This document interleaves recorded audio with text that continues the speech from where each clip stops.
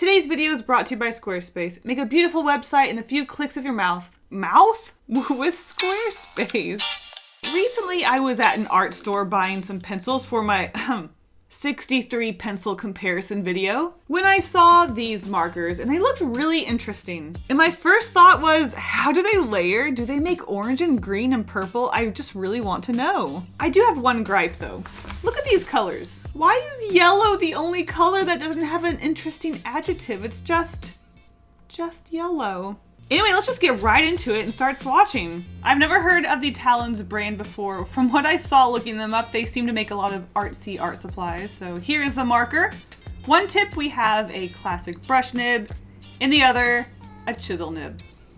All right, let's see how they feel. They are water-based. Ooh, that is one strong color. I'm not a fan of chisel nibs, but I don't know, maybe we'll see. I don't use a lot of markers like this. I think I just really like to have the freedom of a brush and not be constricted to what a marker has to offer. It reminds me of an alcohol marker, and that's probably just because I don't use a lot of markers. That blue is very juicy. Okay, what I'm super excited to see is how they layer, because when I think of primary colors, I think, what can you do with those primary colors? What can you mix? How they layer on top of each other. They do a lot of coverage. I love how juicy they are. Am I discovering a new medium I love? Let's not get ahead of ourselves. Okay, here we go. The moment of truth.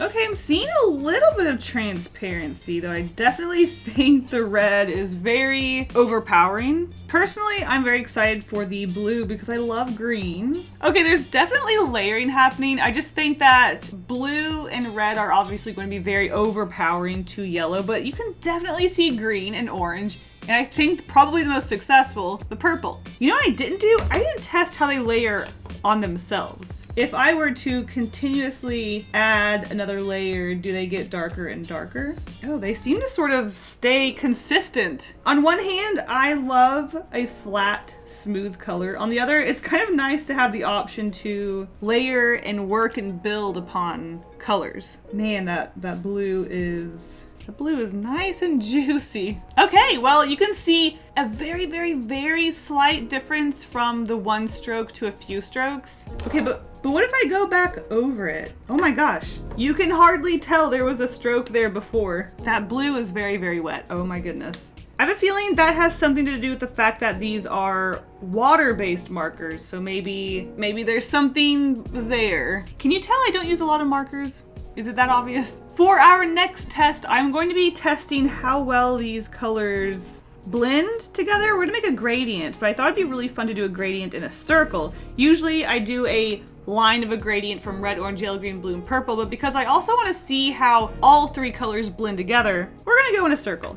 I've never done a blend test quite like this before, so we'll see how it goes. I'm kind of scared to use them while they're still wet because I don't want the tips to get dirty, but I kind of feel like it might be necessary. Uh-oh, pray for the yellow, here we go.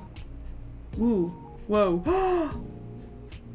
Is the yellow tip absolutely dirty? Yes, it is. But if we take a tissue and we dab it, boop, boop, boop, it does clean up quite well. Concerning? Yes.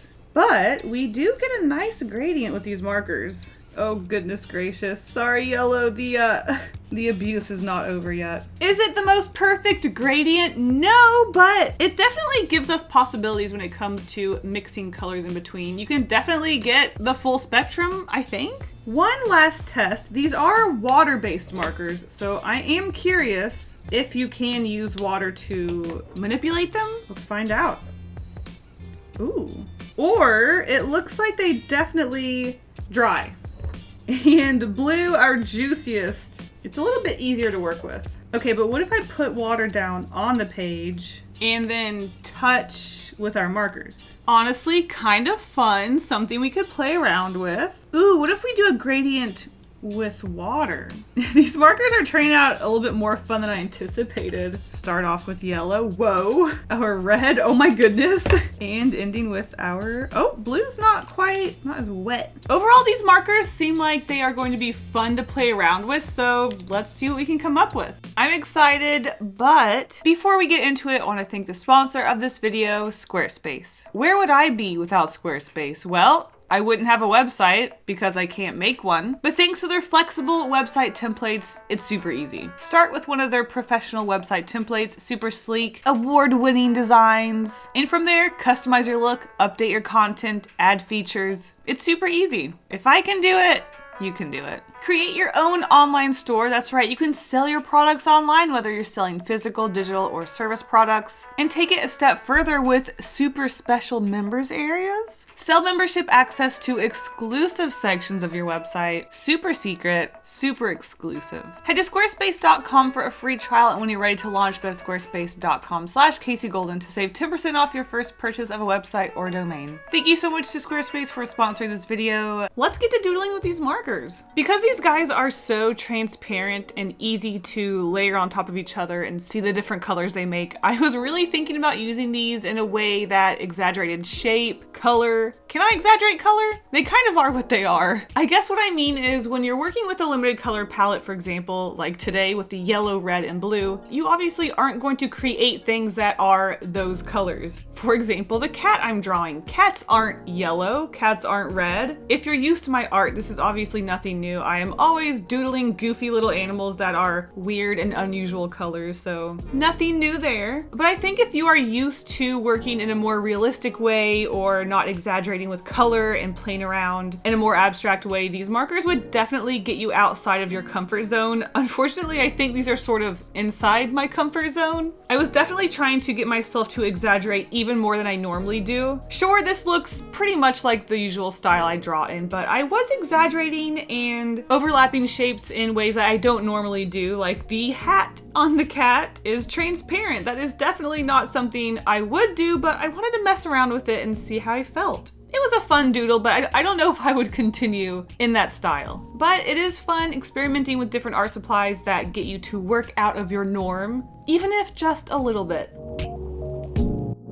With our second doodle, I was really interested to mess around with water and adding the markers to water. So as you can see, I doodled a little dog in the middle. This is my guide where I want to add water around a character. I'm going to be using the negative space to create a character in the middle, and around the character, I am adding a bunch of water. It looks like I'm doing nothing because I'm just painting on plain water. I wanted to make sure I added enough water so that the markers could spread out. If I didn't add enough water, it would just be kind of dry and not spread out as much as I wanted it to. I do end up struggling with that a little bit. This is not a technique I normally play around with. Obviously, this is something that could easily be done with watercolor. You do not need these markers to do this, but it's not something I play around with, and I really liked the effect I got in our test earlier, so I wanted to play around with it. This is definitely a technique that I feel like I should be doing a lot more when it comes to especially space illustrations. I love painting space illustrations with watercolor, and even though this doodle isn't the most amazing, complicated, or epic, I feel like messing around with these markers and trying different things, new things, trying to get my brain thinking in different ways is something that I can benefit from these markers. Trying new art supplies, different techniques. Now, will I create differently or will I just sort of do what I normally do? Who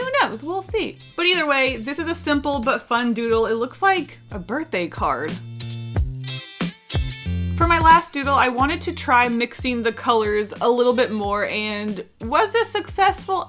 I don't know, you be the judge. Because I knew I was going to be messing around with water effects a little bit more, I switched from using a mixed media paper for our test to a more water-friendly paper, and I think because I did that, it was a little bit more of a struggle. The paper was very thirsty, and it was pretty much sucking the markers dry as I tried to use them, so layering of the blue on top of the yellow is a little bit streaky. It's not as smooth and juicy as it was for our test, so that is definitely something I learned about these markers. Use a smoother, less thirsty paper. And maybe just focus on simple overlapping like the tree trunk into the tree and not completely covering a whole big block of two colors. Lesson learned. That being said, I really like this doodle. I focused on simple shapes for the colors and then went in with a pen to create smaller details that I think really brought this piece together. This almost looks like a combination of our last two pieces. We have cats from our first piece. In our second piece, we have this mix of rainbow and shapes and squiggly lines coming into the tree. What does it mean?